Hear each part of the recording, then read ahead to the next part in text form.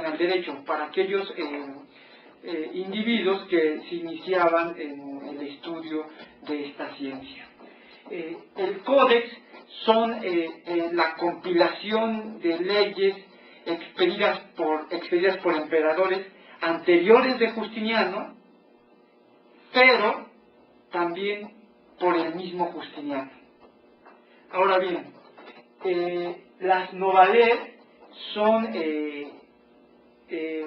precisamente leyes expedidas con posterioridad a la muerte de Justiniano. Es decir, después de la muerte de Justiniano empiezan a circular un conjunto de leyes nuevecitas, de ahí el nombre que reciben de novales.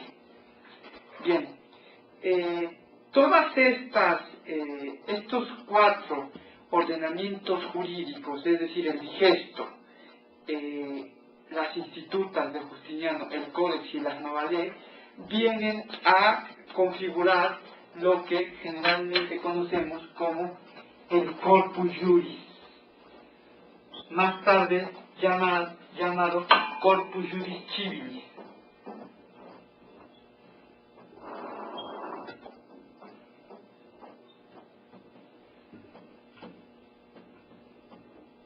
Es decir, el cuerpo del derecho civil.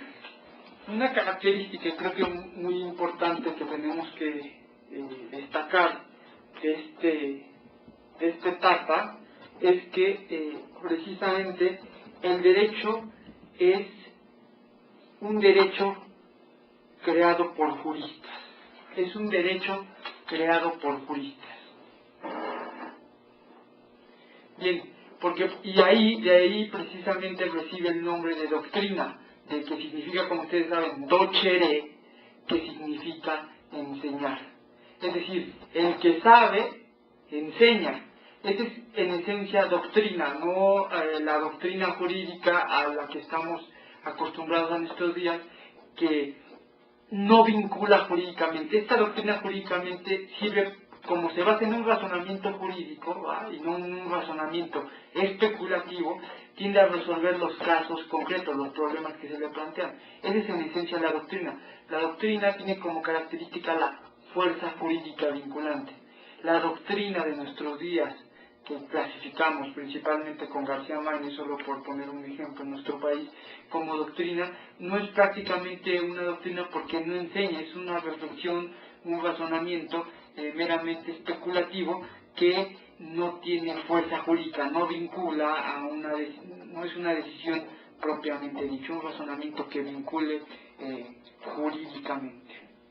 Bien, a partir de lo que se conoce como esta compilación justinianea, esta compilación, el famoso código justiniano, ya no se le llama propiamente derecho romano, sino se le añade otra categoría, la de derecho romano bizantino o derecho romano justinianeo. Es precisamente otra de las expresiones que justamente les quería señalar. Entonces, en el derecho clásico, es propiamente el derecho romano, hay una recuperación de ese derecho o pensamiento jurídico clásico en el siglo VI con Justiniano, y que ya recibe el nombre de derecho romano justinianeo o bizantino.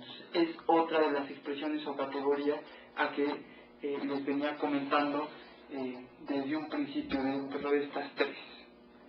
Bien, a partir de la época justinianea,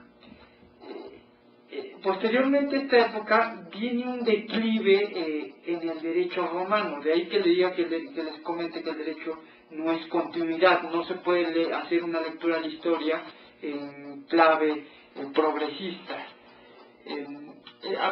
Posteriormente al siglo VI viene una etapa de decadencia del derecho romano. Esta decadencia principalmente consta de es una etapa que dura aproximadamente 500 años, por tanto se le llama un intervalo de medio milenio. Son 500 años en que el derecho romano sufre un golpe fuerte que es caracterizada principalmente como una etapa de vulgarización. Es precisamente una etapa de vulgarización. Bien, ¿en qué consiste esta que llamamos etapa de vulgarización? Bien, aparte del derecho romano, se empiezan a añadir otros ordenamientos jurídicos como los derechos germánicos, el derecho canónico de la Iglesia Católica y ciertas costumbres mercantiles que empiezan a degenerar esta esencia del derecho bizantino.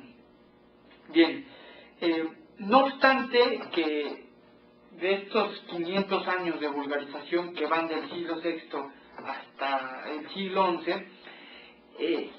el siglo XI prácticamente marca una etapa muy importante para el florecimiento de este derecho romano justinianeo, que durante estos 500 años se había perdido y se había propiamente fragmentado y vulgarizado.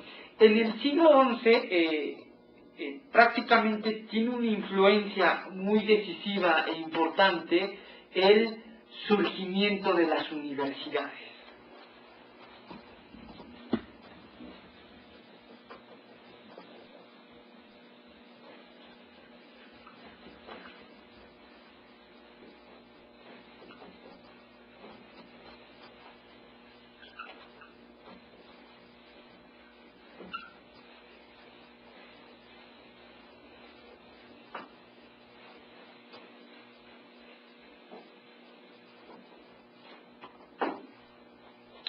Bien,